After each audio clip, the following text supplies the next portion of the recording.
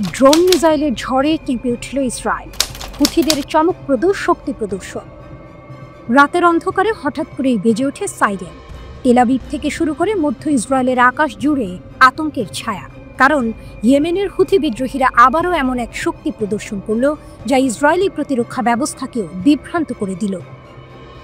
ড্রোনের আক্রমণের পর এবার আকাশে ছুটে যায় এক ব্যালিস্টিক ক্ষেপণাস্ত্র। ক্যামেরায় ধরা পড়ে সেই ভয়ঙ্কর মুহূর্ত। নামার সময় মাঝ আকাশেই ভেঙে যায় ক্ষেপণাস্ত্রটি। ইসরায়েলি বিমান বাহিনী একের পর এক ইন্টারসেপ্টর মিসাইল ছুঁড়ে তার টুকরোগুলো ধ্বংস করার চেষ্টা করে। কয়েকটি টুকরো মধ্য ইসরায়েলের বিভিন্ন জায়গায় গিয়ে পড়লেও কোনো হতাহতের ঘটনা ঘটেনি। কিন্তু এ যেন শুধু এক টুকরো ছবি। পুরো নাটকীয় ঘটনাটি শুরু হয়েছিল তারও আগে, যখন ইয়েমেন থেকে ছোড়া একটি ড্রোন ইসরায়েলের দক্ষিণ আকাশে ঢুকে পড়ে।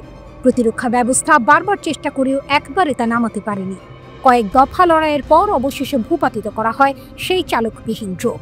তার আগেই গাজার সীমান্ত ও মিশরের কাছাকাছি এলাকায় বাজতে থাকে সতর্কতামূলক সাইরেন। হামলার পরই ইয়েমেনে উত্তাল জনসমুদ্র।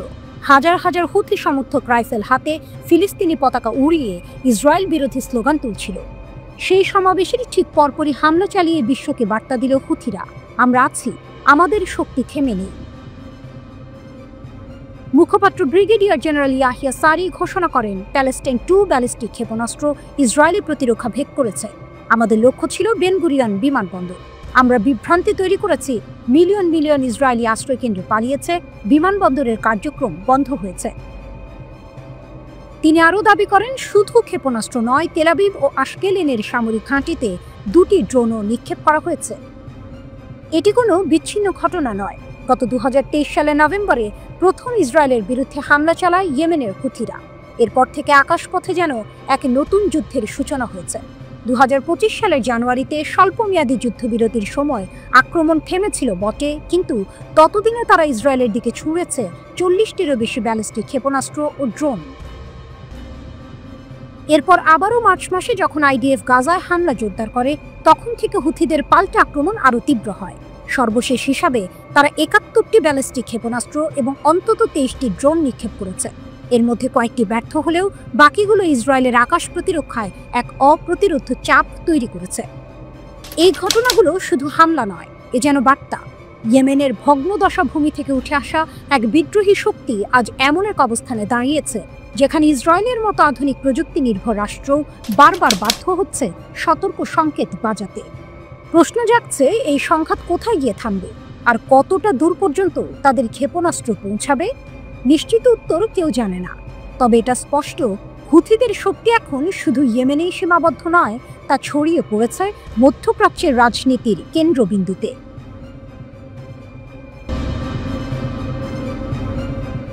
হারিয়ে গেছে কি ইরানের পারমাণবিক অস্ত্রের উপাদান? কল্পনা করুন, এক সকালে হঠাৎ জাতিসংঘের পরমাণু সংস্থা IAEA ঘোষণা করল ইরানের ইউরেনিয়াম মজুদের সঠিক হিসাব তাদের কাছে নেই। যেন হাওয়ায় মিলিয়ে গেছে সেই তথ্য। এই খবরে কেঁপে উঠল ওয়াশিংটন, তেল আবিব আর ইউরোপের রাজধানীগুলো। প্রশ্ন জেগেছে, হারিয়ে গেছে কি পারমাণবিক অস্ত্রের মূল উপাদান, নাকি ইরান দেখালো তার আসল শক্তি? গোপন খেলার শুরু। মার্কিন সংবাদ মাধ্যম ব্লুমবার্গের বরাতে লন্ডন ভিত্তিক ইরান ইন্টারন্যাশনাল জানিয়েছে, IAEA এখন আর জানে না ঠিক কতটা সমৃদ্ধ ইউরেনিয়াম আছে ইরানের হাতে, অথচ এই ইউরেনিয়ামই বোমা তৈরির সবচেয়ে কাছাকাছি উপাদান। তাই আন্তর্জাতিক পরমাণু সংস্থার উদ্বেগ এখন স্পষ্ট। কোথায় গেল সেই ইউরেনিয়াম? যুদ্ধের পর নাটকীয় মোড়। কদিন আগেই ইসরায়েল আমেরিকার সঙ্গে টানা 12 দিনের যুদ্ধ শেষ করেছে ইরান। যুদ্ধ শেষ হতেই তেহরান ঘোষণা দেয় তাদের পারমাণবিক কেন্দ্রে আর কোনো আন্তর্জাতিক নজরদারি চলবে না। এরপরই ইরানের সংসদে পাশ হয় নতুন আইন, যা কার্যত বিদেশি পরিদর্শকদের দরজা বন্ধ করে দেয়। অর্থাৎ ইরান এখন নিজের খেলা খেলছে, বাইরের কাউকে ঢুকতে দিচ্ছে না। অদৃশ্য ইউরেনিয়ামের রহস্য। সম্প্রতি IAEA এর একটি পর্যবেক্ষক দল ইরান সফরেও যায়। তেহরান তাদের রাশিয়া নির্মিত বুশেহর পারমাণবিক বিদ্যুৎ কেন্দ্র দেখতে আমন্ত্রণ জানায়, কিন্তু সেই দলটি সেখানে যায়নি। ফলাফল আজও অজানা থেকে গেছে আসল প্রশ্ন, ইরানের গোপন মজুদের মধ্যে কি ঘটছে? আর সেই অজানাই এখন ভয়ের কারণ হয়ে দাঁড়িয়েছে পশ্চিমাদের কাছে। ইরান বারবার বলছে তারা ইউরেনিয়াম ব্যবহার করছে শুধু বেসামরিক কাজে, বিদ্যুৎ উৎপাদনে, চিকিৎসায়, গবেষণায়। কিন্তু পশ্চিমারা জানে এটাই সেই সীমারেখা যেখান থেকে মাত্র এক ধাপ এগোলেই বোমা বানানো সম্ভব। ইউরোপের হুমকি বনাম তেহরানের শক্তি। ফ্রান্স, জার্মানি ও যুক্তরাজ্য ইতিমধ্যেই হুঁশিয়ারি দিয়েছে চলতি মাসের শেষে আলোচনায় না বসলে ইরানের বিরুদ্ধে ফের স্ন্যাপব্যাক নিষেধাজ্ঞা ফিরিয়ে আনা হবে, অর্থাৎ আবারও চেপে ধরা হবে তেহরানকে। কিন্তু ইরানের উত্তর ছিল আরও কঠিন। তারা বলেছে প্রয়োজনে এনপিটি চুক্তি থেকেও বেরিয়ে যাবে। এনপিটি, যেটি মূলত দেশগুলোকে পারমাণবিক অস্ত্র না বানানোর প্রতিশ্রুতি দেয়। ইরান যদি সেখান থেকে সরে দাঁড়ায় তবে আর কোনো আন্তর্জাতিক শক্তি তাদের থামাতে পারবে না। আজ ইরান যেন এক অদৃশ্য ছায়ার মতো দাঁড়িয়ে আছে পশ্চিমাদের সামনে। তারা কি সত্যিই পারমাণবিক অস্ত্র বানানোর পথে, নাকি কেবল রাজনৈতিক কূটনীতির দাবার চাল? আইএইই এর হিসাবের বাইরে থাকা ইউরেনিয়াম যেন এক রহস্য। এখন প্রশ্ন একটাই, ইরান কি কেবল প্রতিরক্ষার নামে খেলছে, নাকি সত্যিই তৈরি করছে ইতিহাসের সবচেয়ে ভয়ঙ্কর শক্তি?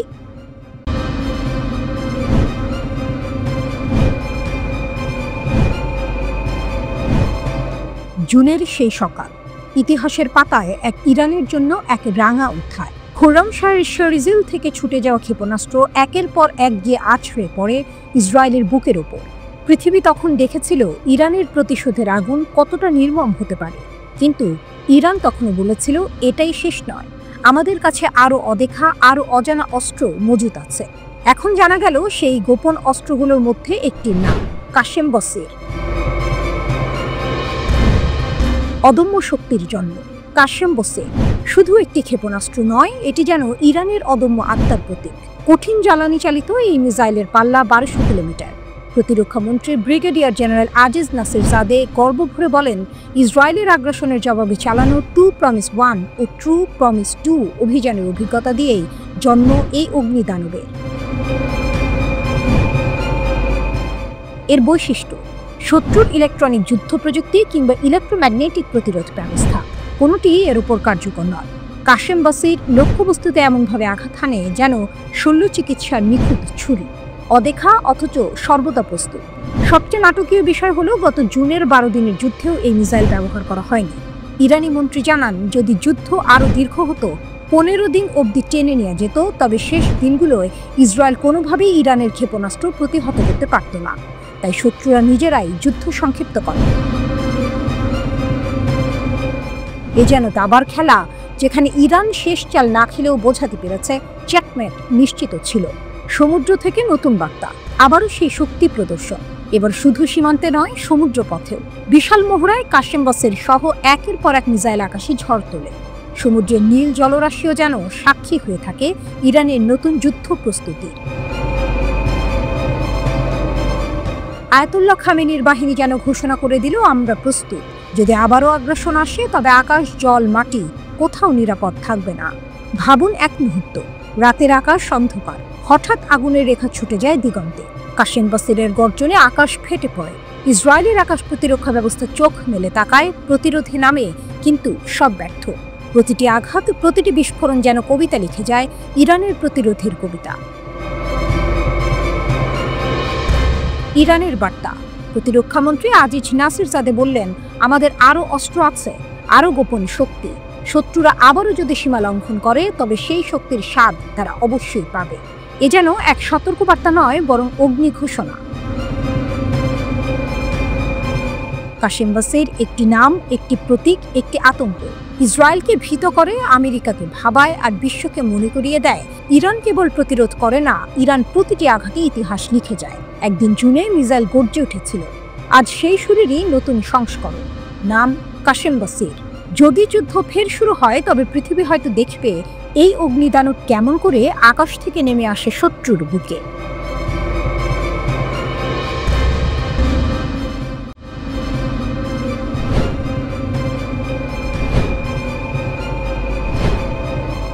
ড্রোনের ঝড়, ক্ষেপণাস্ত্রের আগুন। শান্তি আলোচনার টেবিলের মাঝেই ইউক্রেন রাশিয়ার অগ্নিঝড়। ইউক্রেন রাশিয়ার যুদ্ধ যেন দাবার বোর্ড। একদিকে শান্তি আলোচনা টানাপোড়েন, অন্যদিকে রণক্ষেত্রের আগুন। আর ঠিক এই সময়েই মস্কো এমন এক চাল খেলল যা আবারও গোটা বিশ্বকে চমকে দিল। রাতের আকাশে ড্রোনের ঝড়। ইউক্রেনের পশ্চিমাঞ্চলীয় আকাশ হঠাৎই অন্ধকার থেকে আলোর রেখায় ছিন্ন ভিন্ন হয়ে গেল। রাশিয়া একসঙ্গে ছুড়ল ১০০-র বেশি ড্রোন ও ক্ষেপণাস্ত্র। ইউক্রেনীয় সেনারা জানায় অন্তত ৬১৪টি ড্রোন ও ক্ষেপণাস্ত্র ছোড়া হয় সেই রাতে। বিস্ফোরণে কেঁপে ওঠে নিপ্রোপেট্রোভস্ক, লভিভ, পোলতাভা একাধিক শহর। রাশিয়ার শক্তির প্রদর্শনী, লক্ষ্যবস্তুতে মার্কিন কারখানা। কিন্তু সবচেয়ে বড় টুইস্ট ঘটল যখন রুশ ক্ষেপণাস্ত্র গিয়ে আঘাত হানে মার্কিন কোম্পানি ফ্লেক্স লিমিটেডের কারখানায়। এই কারখানায় ইউক্রেনের পূর্ব ফ্রন্ট লাইন থেকে কয়েকশো কিলোমিটার দূরে, তবুও আঘাত হানল দুটি ভয়ঙ্কর কালিবার মিসাইল। হামলার সময় প্রায় ৮০০ কর্মী ছিলেন সেখানে। বিস্ফোরণে ভবন কেঁপে ওঠে, আগুন ধরে যায়। প্রাণহানির খবর না থাকলেও অন্তত ১২ জন আহত হয়েছেন। যুক্তরাষ্ট্রের ব্যবসা প্রতিষ্ঠানকে সরাসরি লক্ষ্য করা, এটিকে ওয়াশিংটনের প্রতি রাশিয়ার স্পষ্ট বার্তা হিসেবেই দেখা হচ্ছে। প্রতিরক্ষার দাবি আর বাস্তবতা। ইউক্রেন বলছে এই হামলা প্রমাণ করে তাদের আধুনিক আকাশ প্রতিরক্ষা ব্যবস্থা জরুরি। কিন্তু বাস্তবতা হলো হাইপারসনিক ব্যালিস্টিক ক্রুজ ক্ষেপণাস্ত্র আর বিভিন্ন মডেলের ড্রোন মিলে যে ঝড় রাশিয়া তুলেছে তা প্রতিরোধ করা প্রায় অসম্ভব হয়ে পড়েছে। এমন এক সময়ে ইউক্রেনের প্রেসিডেন্ট ভলোদিমির জেলেনস্কি শান্তি আলোচনার ভেন্যু হিসেবে সুইজারল্যান্ড, অস্ট্রিয়া ও তুরস্কের নাম প্রস্তাব করেছেন। যুক্তরাষ্ট্র মধ্যস্থতাকারী হিসেবে এগিয়ে আসতে চায়। ট্রাম্প-পুতিন বৈঠক, তারপর হোয়াইট হাউসে ট্রাম্পের সঙ্গে জেলেনস্কি ও ইউরোপীয় নেতাদের বৈঠক, সবকিছুই শান্তি প্রক্রিয়ার দিকে ইঙ্গিত দিচ্ছিল। কিন্তু রাশিয়ার এই তীব্র আঘাত যেন বলছে যুদ্ধ শেষ করার চাবি কেবল আমাদের হাতেই। ট্রাম্পের প্রতিক্রিয়া। ডোনাল্ড ট্রাম্পও এক নাটকীয় মন্তব্য করেছেন। তিনি বলেন, যুদ্ধে জেতা সম্ভব নয় যদি আক্রমণকারীর ভেতরে পাল্টা আক্রমণ না চালানো যায়। এটি অনেকটা খেলার মতো, যেখানে রক্ষণভাগ দুর্দান্ত একটি দলকে আক্রমণ করার অনুমতি দেওয়া হয়নি। ইঙ্গিত স্পষ্ট, রাশিয়ার ভেতরে না গিয়ে ইউক্রেন জিততে পারবে না। ভাবুন সেই দৃশ্য।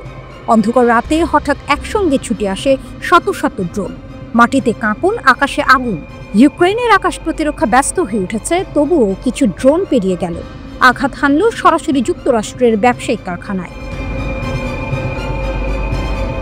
এ যেন যুদ্ধক্ষেত্রের পাশাপাশি কূটনৈতিক টেবিলেও ইরানের হাতের শক্ত বার্তা, আমরা শুধু ইউক্রেনকে নয়, তোমাদেরও লক্ষ্যবস্তু করতে পারি।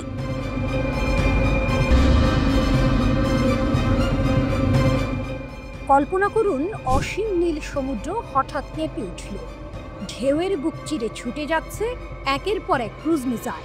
আকাশ ভেদ করে এগুলো উড়ে যাচ্ছে এমন সব শহরের দিকে যেগুলোর নাম শুনলেই শক্তির প্রতীক ভেসে ওঠে চোখে।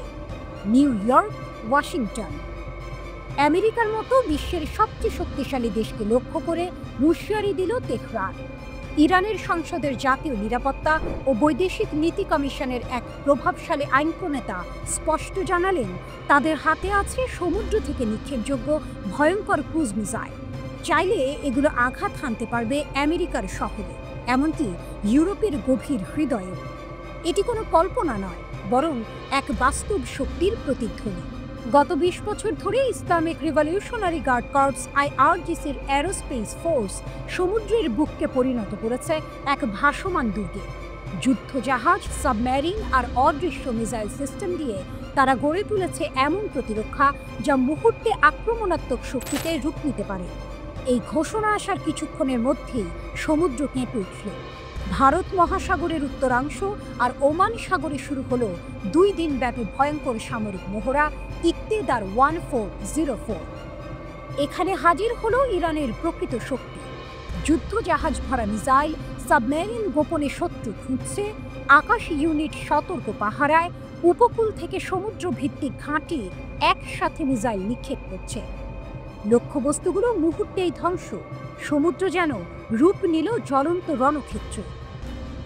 ইরানের মিসাইলের মহাকাব্য। এই মহড়ার মূল নায়ক ছিল ৩ মহাশক্তিধর মিসাইল কাদের, গাদের ও নাসির। কাদের মাঝারি পাল্লার স্টেলথ অ্যান্টিশিপ ক্রুজ মিসাইল, শত্রু জাহাজ ও উপকূলকে মুহূর্তেই ধ্বংস করতে সক্ষম। নির্ভুল আঘাত, উচ্চ ধ্বংস ক্ষমতা, এক কথায় শত্রুর দুঃস্বপ্ন। গাদের দীর্ঘ পাল্লার অ্যান্টিশিপ ক্রুজ মিসাইল, রাডার এড়িয়ে ছুটে যায় মৃত্যুর দূত হয়ে। শত্রুপক্ষের উন্নত রাডার সিস্টেমও এই মিসাইল থামাতে অক্ষম। নাসির স্বল্প পাল্লার হলেও প্রাণঘাতী, ছোট দূরত্বে অবিশ্বাস্য নির্ভুলতায় আঘাত হানতে পারে এবং শত্রুকে অপ্রস্তুত অবস্থায় নিশ্চিহ্ন করতে সক্ষম। জেনেভে ও সাভালান নামের ডেস্ট্রয়ার জাহাজ থেকে একযোগে ছুটে গেল মিসাইল। সমুদ্রের নির্ধারিত লক্ষ্যবস্তু মুহূর্তেই টুকরো টুকরো। বিস্ফোরণের শব্দে কেঁপে উঠল সমুদ্র, কেঁপে উঠল বিশ্ব রাজনীতি। এই মহড়ার আড়ালে ছিল গভীর বার্তা। সর্বোচ্চ নেতা আয়াতুল্লাহ আলী খামেনির সরাসরি নির্দেশে এই মহড়া চালানো হয়।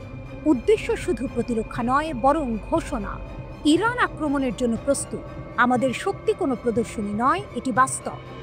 এই মহড়ায় পরীক্ষা করা হলো ইরানের সর্বাধুনিক দেশীয় প্রযুক্তি, ইলেকট্রনিক যুদ্ধ ব্যবস্থা এবং সমুদ্র থেকে আকাশে আঘাত হানার সামর্থ্য। সবই সফল। এ যেন এক সিনেমার দৃশ্য। সমুদ্রের বুক থেকে মিসাইল ছুটে যাচ্ছে, বিস্ফোরণে ভেঙে পড়ছে লক্ষ্যবস্তু, আকাশ ভরে যাচ্ছে ধোঁয়ার রেখায়। দূরে বসে ওয়াশিংটন, তেল আবিব আর ইউরোপের রাজধানীগুলো আতঙ্কে কাঁপছে। শিরোনাম যেন প্রস্তুত, ইকতেদার 1404, সমুদ্র থেকে জেগে ওঠা ইরানের শক্তি। ইরান প্রমাণ করেছে তাদের শক্তি শুধু মাটিতে বা আকাশে নয়, সমুদ্রের বুকে লুকিয়ে আছে এক অদম্য মহাকাব্য। এখন প্রশ্ন, আমেরিকা ও তার মিত্ররা কি এই শক্তির সামনে দাঁড়াতে প্রস্তুত, নাকি সমুদ্র থেকে শুরু হবে নতুন এক বৈশ্বিক যুদ্ধ?